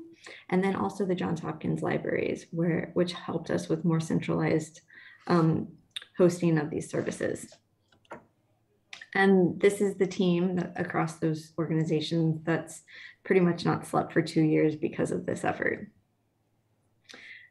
We adapted the architecture with two main focuses at the start. One was to expand our sourcing of the data, which was now being reported in many new parts of the world. And so obviously we needed to collect data from more independent locations. And then the second was automation, and we needed to automate as much of this process as we could. And so we addressed these two efforts, scaling the sources from, what was a handful to dozens, and collecting this data, which then was pushed into a GitHub repo because we quickly outgrew Google Sheets, that could be pulled from by individuals or, for instance, the news organizations that were relying on this data to inform the public, as well as pushing the data through GitHub directly to our dashboard and making it available there for other individuals and institutions that wanted to do their own mapping efforts. So we often use the analogy that we were building a plane while flying it, and I'll add in a lightning storm. So we are building out this infrastructure, identifying these sources for data and collecting it and processing it and curating it, while the outbreak is growing exponentially in scale in terms of number of locations affected, and also while the usership of our information is growing as well, from the millions into the billions of hits per day. These are not even the most updated stats, but at this point, I know we've had well over 200 billion requests for the data and over 3 million views on the dashboard itself. And this demand was coming from everywhere, which is great, but was a challenge. It was, as we expected, utilized by decision makers, policymakers, all the way up to our highest heads of state, but also broadly used by the general public as it was circulating on social media platforms and referenced in the mainstream news. So this posed new opportunities, but also new demands on us for providing very accurate and timely data. I don't have time, obviously, to get into it, but we have scaled our architecture dramatically, and this represents where we currently are, which is still very much an evolving system.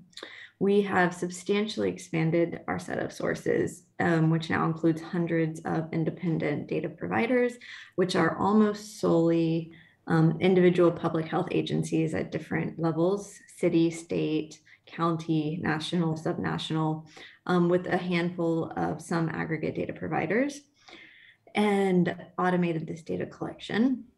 We have autonomous collection agents in place that pull this data and feed it into a very comprehensive data curation process that critically involves things like an anomaly detection system that we've built from scratch to deal with a lot of the issues of data quality that we know exist and try to help mitigate errors that are propagated from the data sources through to the dashboard in our open data product.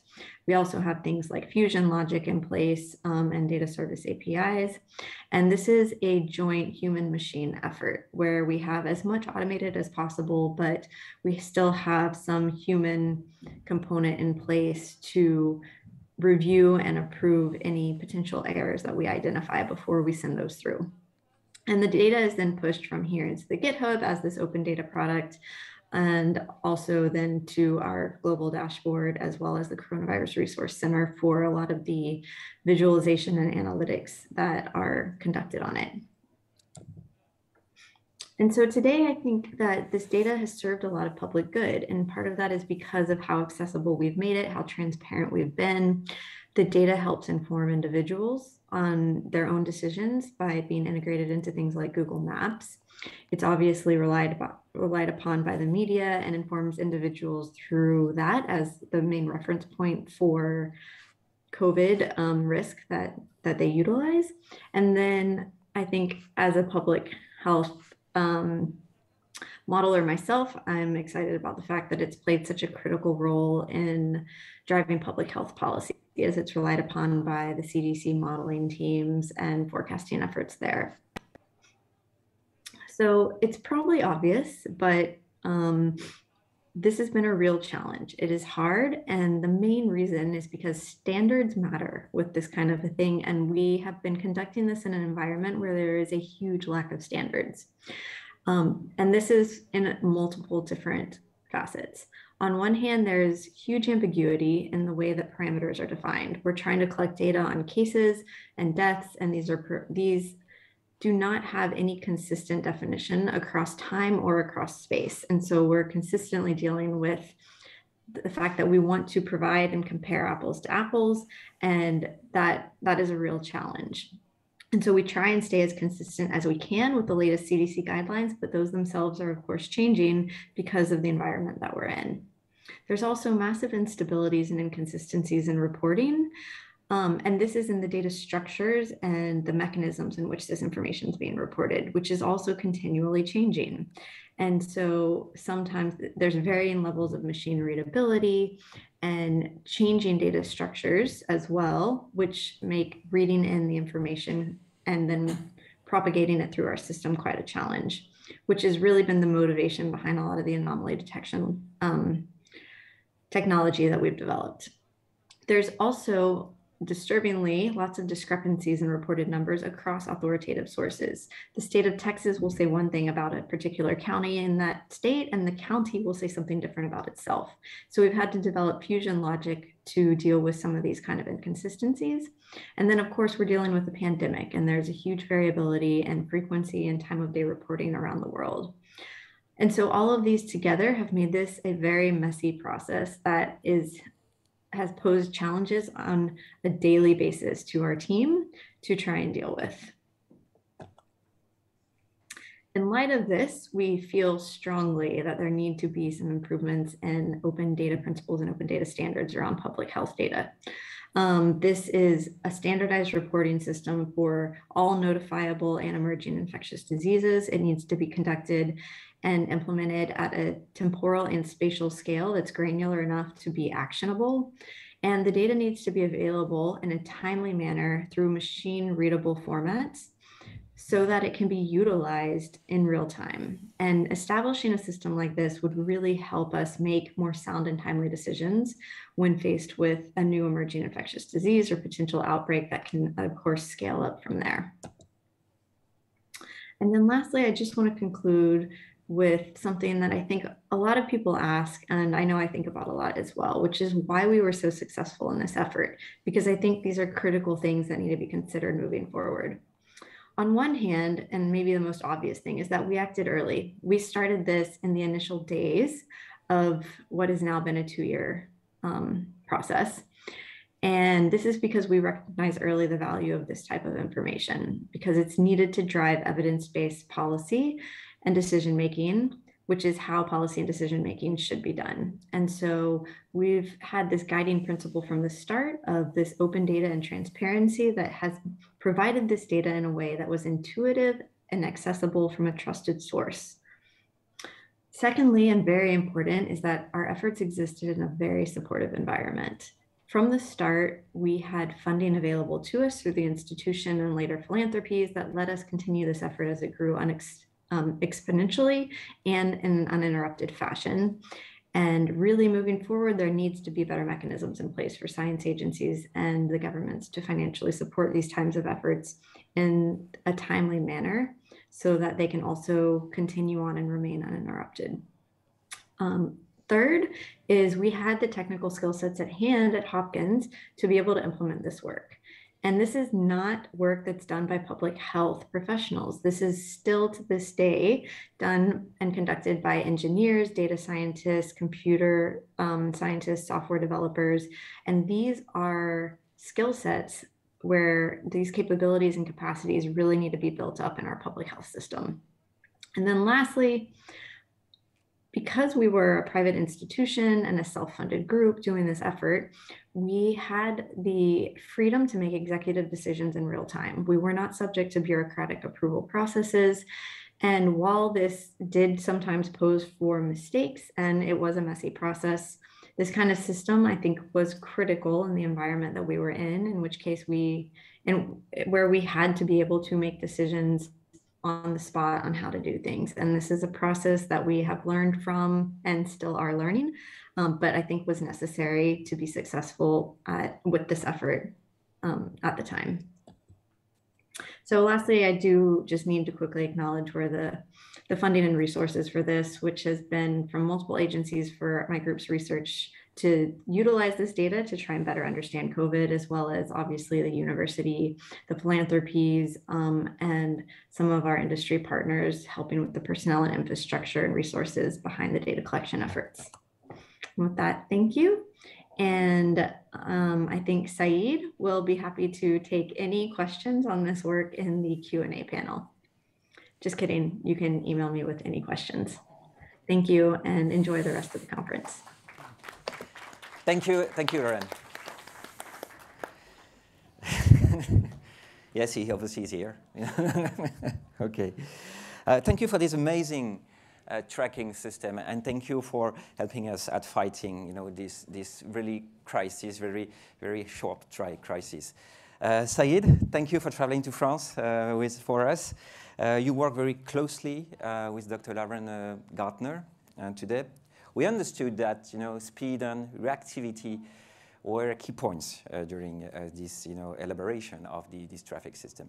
But could you explain us how being open has been a really has helped in the beginning of creation?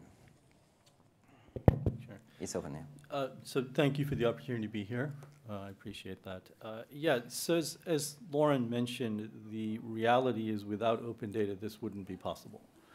So the fact that so many data sources are available openly is what made the map possible. Now, one thing that she and I have discussed a fair amount is what are ways we would have hoped things would have been improved, particularly through open source. So there's two ways that come to mind. One is when you look at the diagrams about how the architecture evolved, that is a significant amount of engineering effort that took place to account for how the data are not standardized. Fundamentally, we didn't always understand how the data were organized, how they were presented, and how they could be interpreted. So we've had to spend a tremendous amount of effort in real time as we were providing the information to upgrade the engineering. So one way, as Lauren mentions and recommends, is to have a standard way of presenting public health data, which I think is a good goal. It's an admirable goal. But when you think about all of the counties, all of the states in the United States, and you think about all the countries in the world, that's a significant challenge and effort right there. So another community that I work with is the medical community at Johns Hopkins, and they have made significant progress toward how their data are described in standard ways. But they still cannot share all of the data for privacy reasons, patient data, medical reasons, and so on. What this community has done is built a set of open source tools that they agree to use and present their data in terms of how they work with their data through these tools. So it's actually easier to understand how the data are organized and presented and analyzed by looking at the open source code than looking at the data directly. So imagine if these public health agencies were told, if you can't standardize all of your data, could there be half a dozen or a dozen sets of tools that we use, and we can use those to interpret the data. And then the second is the map and the dashboard itself. Yeah. So one thing I need to be very clear about, the company that provides this software, ArcGIS, ESRI, or Esri, very helpful. We could not have done this without them, invaluable help, but they were just as unprepared as we were. So I will tell you a true story. When I saw the first version of this map, I contacted one of my managers who manages our account for ArcGIS, and I said, I've seen this map. Do I need to know anything? Do we need to do anything? And she said, no, I talked to Lauren and her grad student. They think it'll be taken down in a week. So we were not prepared for this kind of worldwide phenomenon. Who was? So Esri, the software, was really not designed for this purpose. So one of the things that an open source software, or at least extensions of open source software, and which Esri could be involved in working on, is how the data are displayed. So one of the things we've talked about a lot is those large red dots and small dots. Is that really the best way to display this kind of information? So those are the kinds of things that I think we could look at if we took an open source lens to this work. All right, okay. Thank you, Saïd. Denise, thank you too for having traveled to France. And thank you for being here. So you developed the COVID tracker, the tracing app for Ireland, actually. Could you detail us how being open has also promoted the creation progress, So the contact tracing app that he's referring to was actually developed by Nearform, which was a company that I worked for at the time. And we got a call on St. Patrick's Day from the Irish HSE asking if we were interested in working on this project. And since all of our other work had just stopped, it seemed like a good enough idea. But it was an interesting and difficult process to get it to work properly because epidemiologists want to find a patient zero. That's fundamentally the job of epidemiology, or has been. But GDPR says you can't track people. You can't trace. And so figuring out a good way to be GDPR compliant and still get at the problem of letting people know that they'd been maybe contacted with COVID was you know, an interesting feat, to say the least. And it involved a lot of different steps, including direct negotiations with Google and Apple to get them to understand that public health administrations are not like tech companies and need more information and need it done in a way that it can be useful. And then, of course, Apple mostly explaining back what privacy is and how you can't be doing that. So there was a lot of tugging of war. We just rewrote the app to the spec that they gave us. We wrote it 3 times before it was released to the public. The first time it was a patient zero app. By the 3rd time, it was not. It was what we ended up with. But what we had a problem, which was there'd been so much conversation about this tracing app, and it has the word tracing in the name of it, that people were nervous that they were going to get traced. When you hear this now with the vaccine and the fear that somehow that's going to make you more traceable, even though you carry this in your pocket at all times, different problem. But we needed the public to feel comfortable with the fact that we had gone the extra mile to make a very clean data implementation that wasn't actually a tracing app. It was an advice app. So the main thing that's different about it is all of the data lives on the phone, and it's encrypted on the phone. You can't read it even if it's your phone. It's just collected, and it's sitting there. And in the event that somebody around you gets COVID, they get asked when they go to public health, would you share your tokens off your phone? When they share them, they can't see what they're sharing. It's just bits. It goes up to a server, and then it's promulgated to every single phone in the systems equally. And if the key matches to your phone, it happens on the phone, not anywhere else. So there's no server that says this person has a match. It happens on the phone. And then it's up to you to read your phone and say, oh, I'm supposed to call public health. Okay, I better do that, right? So everything's in your control at all times. You can say no to uploading your tokens. Okay, we needed the privacy experts in Ireland to agree with us that this was a safe thing to carry around. So we published the code. Everybody read it, and they became our biggest advocates. The day that we gave our first public access to Irish citizens, that day alone, I think we had almost 40% of the country go ahead and put it on their phones. And we eventually got almost 75% of the country using it on a daily basis. And we did that partly by being transparent, showing the code. But that wasn't yet an open source implementation. What happened next was we rolled it out in Ireland. We got record participation. Northern Ireland, which is a separate country that shares a long border with the Republic of Ireland, wanted to use it as well. And we let them do that. We wrote it for them as well. And that made it the first data portable contact tracer in the world because it was between 2 countries. So then it was really easy for Scotland to say, us too, please. You know, at one point, we basically had everybody except Britain itself using it. And then we found some states of the United States were interested in using it too. But the first one that really registered interest was New York, and they wanted to see it made an open source app. So we had that conversation. Here we are, a small company. We're trying to make money off of this work, but we also want to provision a humanitarian need, right? And so we decided that we should open source it, and we were contacted by the Linux Foundation Public Health Administration.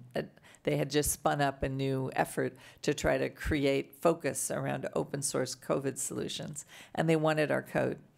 So we gave it to them. There was a big splashy, launch of this thing.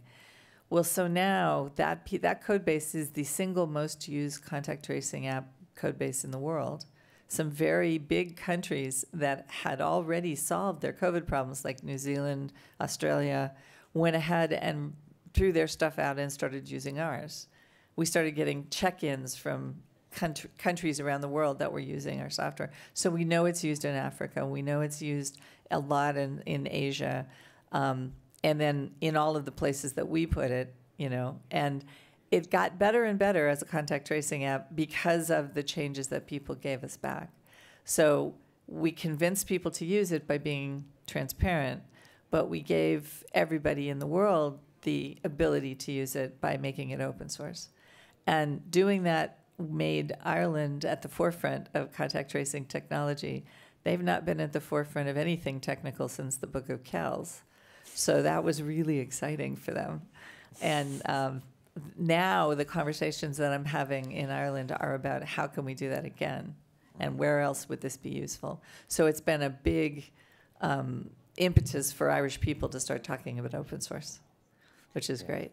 It's a kind of evolution of the Celtic Tiger, you know, it's the new app, the new tracing app, you know. Yeah, the Celtic Tiger is sleeping right now, Yes. Mostly. Well, but not anymore. I would very much like to see it revitalize that idea that the Celtic Tiger was basically, what if Ireland produced its own software and the rest of the world fell in love with it? And that's kind of what happened with that app. So. All right. Thank you, Dennis. Titouan Galopin, thank you for traveling to us. You know? Much closer. So you developed enpremiereligne.fr, which is a platform, an online platform developed during the COVID. Could you explain that your experience? Yeah. So hi everyone. So I'm speaking French usually, but now I'm gonna speak English because it's easier. So En Première Ligne, or On the Front Line in English, was a project we built with a group of friends, so we are 4. I'm representing them today. So basically the idea was a matchmaking app, kind of. So in France, in the beginning of March, I think, I don't remember precisely the date, but on a Thursday, the president of France announced a lockdown that would gonna be in place on the Monday of the next few days. Meaning that in 4 days, people needed to have a way to solve their logistical issues regarding groceries, regarding children, regarding various things in their life, which would change dramatically over the course of a few days. So initially, the idea at this time was to build a super small app that would allow people to locally help together, help each other, so that people in the same zip code basically would be able to go to somewhere else, keep the children, or buy groceries for someone else, especially frontline people, so healthcare workers, but also cashiers, also firemen, also a lot of other jobs which needed to be filled. So this original idea was what we built, and we built it in an open source way since the beginning. So that I think that's going to lead to the next question. So I'm not going to go ahead too much. Right. So how does it help being open, actually? Yeah. During this process? So basically, the idea initially was very small, and as Dr. Garner was saying, and as Denise was saying as well, it's very interesting to notice that being early was very important, but we had to adapt a lot along the days and months afterwards in order to be able to encompass the new findings about the COVID, about the new features we needed. So, for instance, we opened a senior section afterwards when we realized that it could be something very helpful as well. So we had to adapt a lot, and being open gave us 2 main things that were very important in our success.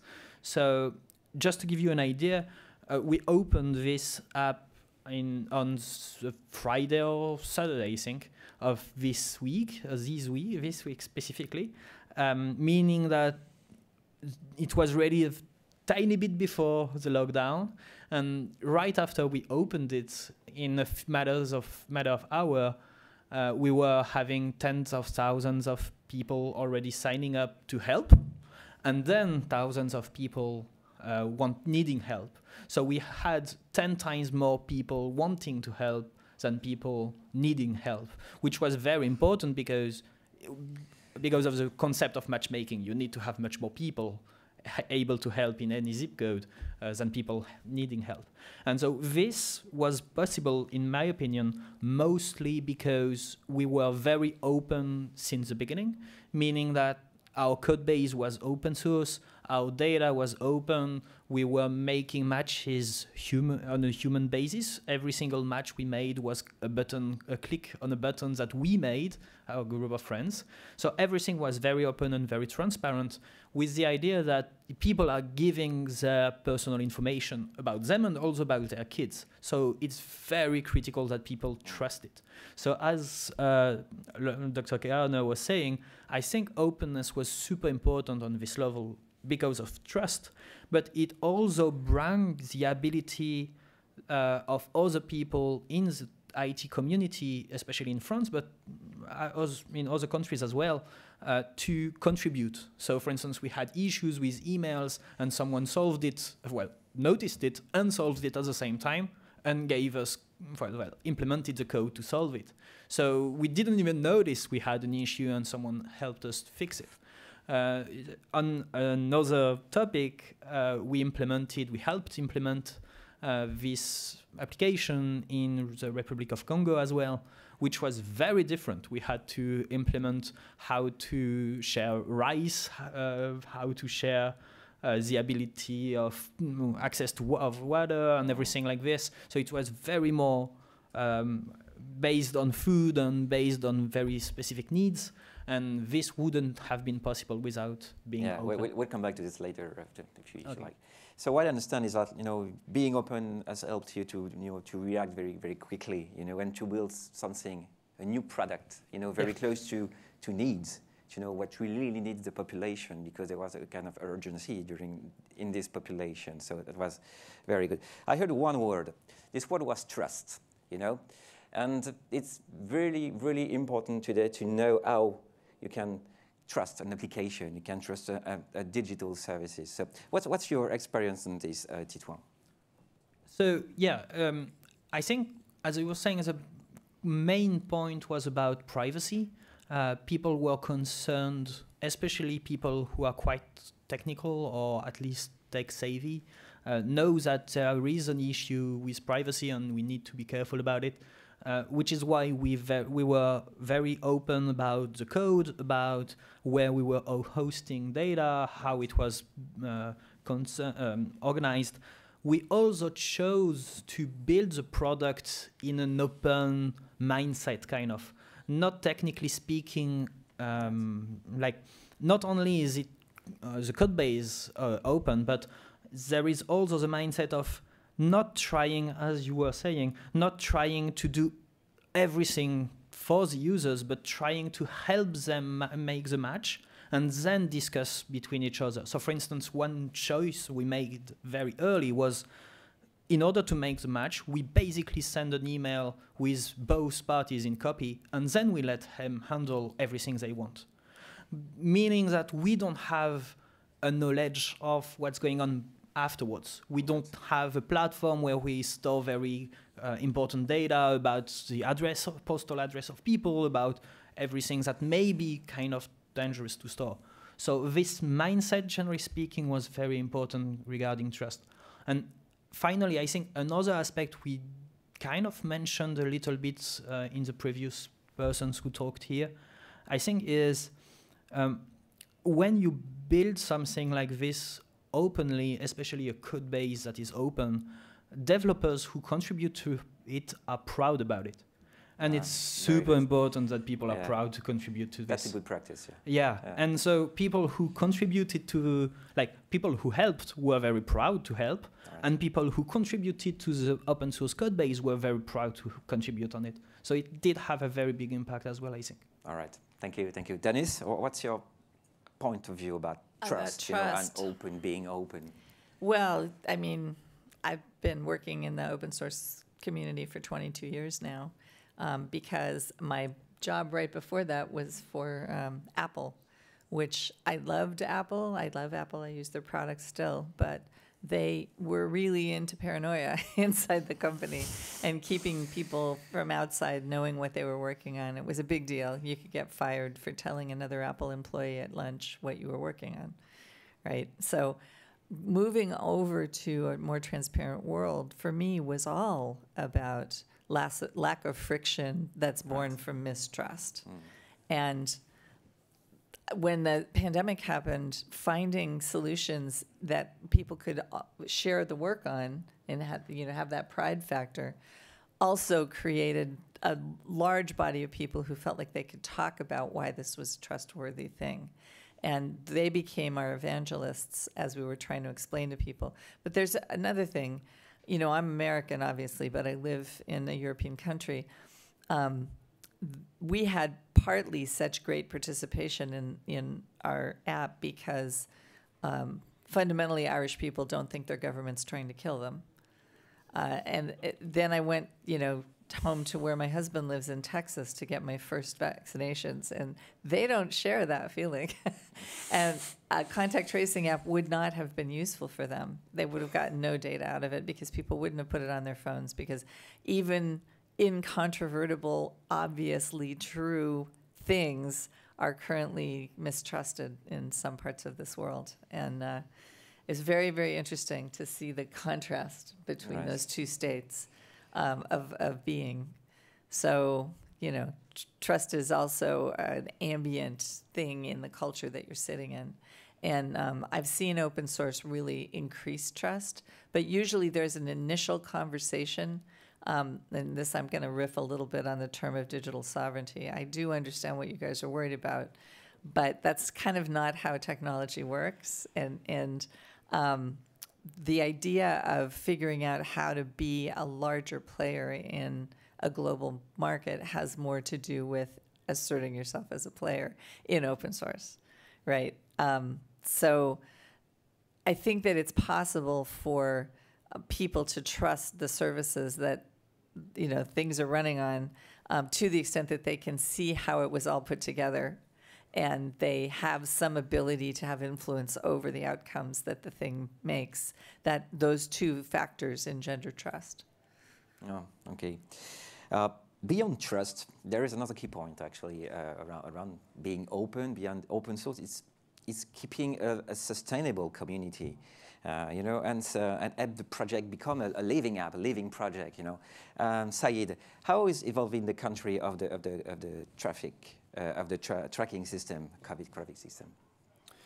Yeah, I think that there's a very clear connection between open source and community and sustainability. So Lauren showed the slide of the team that's involved with this and the funders. Just to be very clear, we're all committed to maintaining and sustaining this map. Hopefully, yes. And so are the funders that are providing the support. But that's a statement I have to make because it isn't an open source platform, right? And I think that one of the things that would happen if we could make the entire thing open source is there's a different kind of community and sustainability effort that can be attached to that. One of the jobs that I had was to go through all the list of volunteers, what people wanted to do to help. And many of them were, this data doesn't look correct, or there's an error in the map, or so on. But many of them were engineering help. They wanted to help us build out the platform. And this went from individuals to graduates of Johns Hopkins to Google and Microsoft. And if we could have somehow built, a community with that level of expertise and that level of diversity, if you will, I think it just lends itself to a certain kind of sustainability. So, another way of putting it is that even on the trust dimension, we rely on Johns Hopkins and its funders to maintain this dashboard, and we will do that. But if we could say Johns Hopkins is part of a bigger community that is working on this, I think it would generate, some more confidence. All right. So it's a matter of sustaining people, but also to attracting people. Exactly. Dennis, what's your point on this? How do you manage to sustain this open source conversation with people? Sure. Well, as you know, because we talked before, I started a movement called InnerSourceCommons.org 7 years ago. And you guys can go look at that. That's InnerSourceCommons.org. That is a place where people come to learn how to use open source methods inside proprietary engineering organizations to fix some of the ills of, old-fashioned engineering. Because I think it's pretty well validated now that this is a faster, better way to make good, high-quality software. Well, my intention in creating that was not to help proprietary companies run better, although I'm happy to do that. It was to inoculate those engineers that are working in those proprietary companies with a more collaborative way to work, a more open source way to work. Because one of the big problems with open source is lack of sufficient maintainers. Right, but you guys can read about this in the newspapers any day. It's this very important thing, software that we create, but it doesn't necessarily have great maintenance characteristics yet. And as it gets more and more popular, there's more and more pressure on those maintainers, and that's a problem. So looking, with my long history in this industry, I realized that we can't grow maintainers fast enough. We can't put them through school and then get them to pop out and be good at being maintainers. But there are only about 10% of the engineers in the world get to work as open source engineers still. So that means there's like 90% of the world's engineers working inside these companies behind firewalls in old-fashioned ways. And some percentage of them, when they learn the collaborative way to work, are going to want to do that on the outside. They already know how to maintain. So this is my sneaky idea about sustainability. And so far in the work that we're doing, this has gotten big uptake in the financial services industry because they all want to be engaged in open source ways, but they're afraid to risk their brand for the learning process. They don't want to be embarrassed while they're learning. So if they work inside their firewall that way, and they start to realize that open source is actually something that they could practice, and it solves some problems for them around their regulatory frameworks and some other things. So now we're starting to see financial services institutions open sourcing code so that they can work on it in the clear together, they can collaborate, and then they only have to revalidate it before they use it as a product. But it definitely makes it easier for them to move forward as an industry if everybody doesn't have to write the same software over and over again. So that's my devious plan for all of that. And if and when we have another pandemic and we need to use all the tools that we built for this one, the fact that that code is published and that it's been used in production and that so many people have read it give us an automatic leg up the next time, which is only supported by the sustainability play of having more and more people know how to work that way. Okay. Titouan? Yeah. What about the en première ligne that effort now? So is there a kind of community? Is there any reminding of the platform? So it's interesting to hear both of you because I think there is a big difference between two types of open source kind of. In my mind, so I work at Symfony as well, which is a PHP framework, so it's a very open source tool, very foundational tool for other companies to work on. And I feel like there are two kinds of open source in a way, in the sense that you can build a project that is made to be foundational and that is open source this way. So Symfony is one, probably the one you worked on, Dennis, is the case as well, even if it was not made necessarily for that at the beginning. And the one we worked on and Saidin worked on as well, more like products in an open way. And I feel like when you build something that's foundational, you need sustainability, that's for sure, because that's going to be used by someone else. So that's important you have sustainability.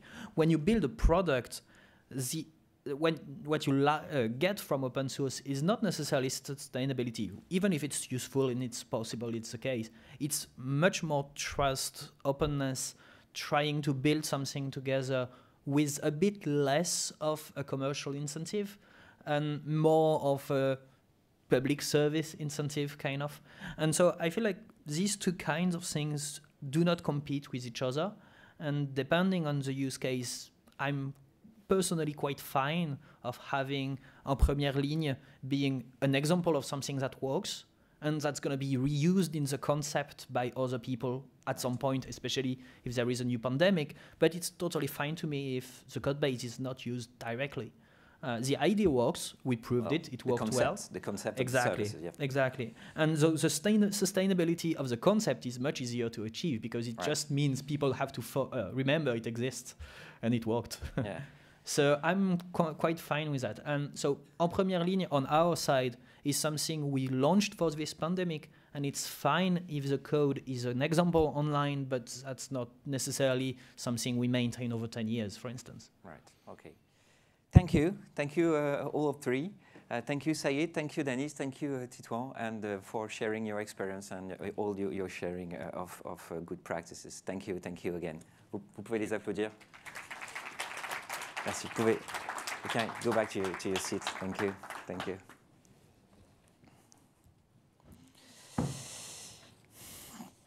Nous sommes arrivés au terme de cette grande session d'ouverture. Yes. Cette grande session d'ouverture de la première édition de l'Open Source Experience. Qu'est-ce qu'on peut vous dire aujourd'hui? Voilà. Aujourd'hui, il vous reste les chiffres que je vous ai donnés en début de cette session d'ouverture. Il vous reste toute cette expérience que vous avez pu aujourd'hui voir durant cette session. Il vous reste les principes de l'open source. On a vu comment créer une application était devenu très rapide avec l'open source, comment le partage et la mutualisation de ressources était également quelque chose qui accélérait les processus de création. Voilà. Donc aujourd'hui, il me reste à vous souhaiter une bonne journée, une bonne fin de matinée et surtout un bon salon. Et s'il vous reste un petit peu de temps en début d'après-midi, je vous invite à venir dans cette salle une nouvelle fois pour voir les acteurs du libre et la remise des trophées. Voilà, c'est ici que se trouveront les innovateurs également dans le milieu de l'open source. Merci à vous et bonne fin de journée.